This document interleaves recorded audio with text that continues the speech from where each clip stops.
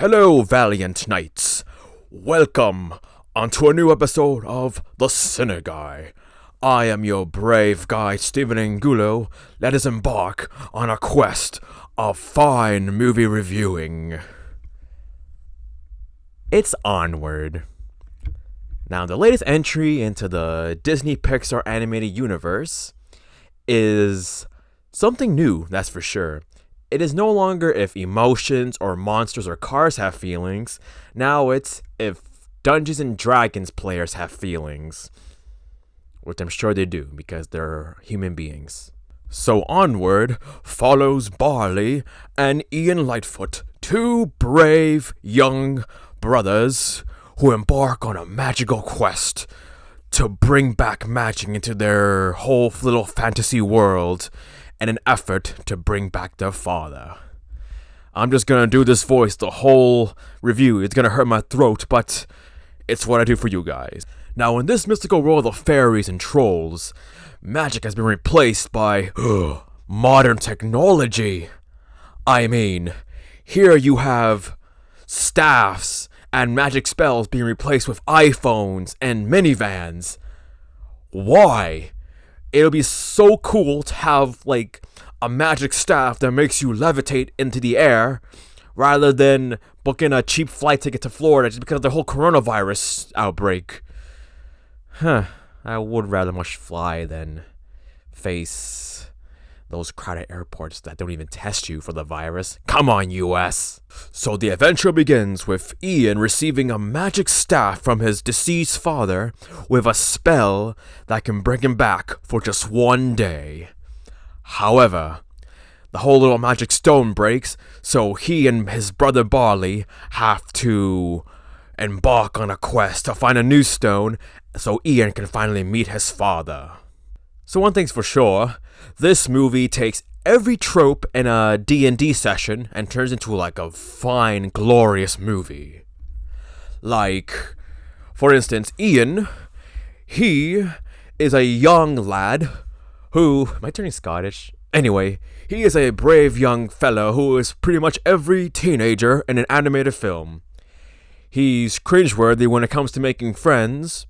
He has freckles, and he's voiced by Tom Holland, who, nowadays, if you want to voice either like a nerdy or a teenage boy in your film, you get Tom Holland. And Barley, oh brave Sir Barley, is this enthusiastic D&D player who was fascinated by magic and the history of all these mystical beings.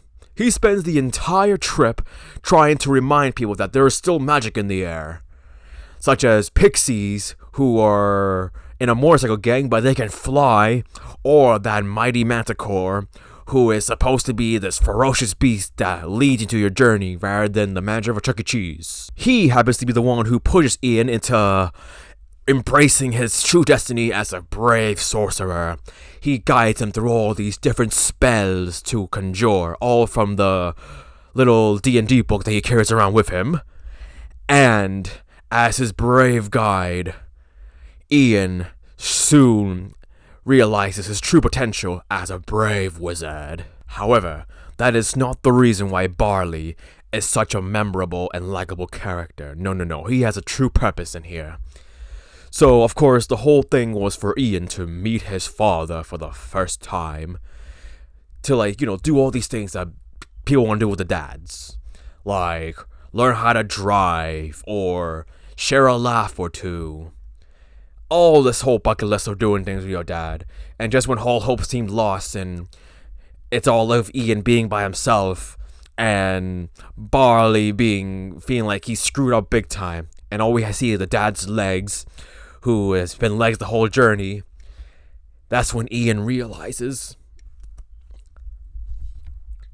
He soon realizes that he has done all those things not with his father, but with Barley. That's right, his older brother was always there for him as the true father figure in his life. And that just makes the ending much more satisfying when Ian tells Barley to stay here to meet his father while he faces off the cursed stone dragon. And when the dad does come back, Ian is trapped and cannot see him. However, he does catch a glimpse of Barley and his father embracing, and the message is simple. Barley tells Ian that his father is super proud of him, and that no matter what, there will always be family. Because, in the end, your older siblings are the ones who will always be in your life. Now, in regards to Pixar Standards, where does this film fit in the whole little timeline of agenda that they have? I mean, Pixar is known for their heavily personal movies that have a lot of emotion in them, and that we can, understand in a more personal level. The film may not be Coco or Monsters Inc. or even Finding Nemo. However, this is its own little thing, and it has everything that a Pixar movie has. Heart. And it teaches us to embrace our loved ones, the ones who are always there with them, into this fine kooky of an adventure. And you know what? I could not stop laughing. It was super funny, and I just had a lot of fun, and you know what? It made me want to start playing Dungeons & Dragons. Even though I've only played once. It was for a podcast, and it was Star Wars related.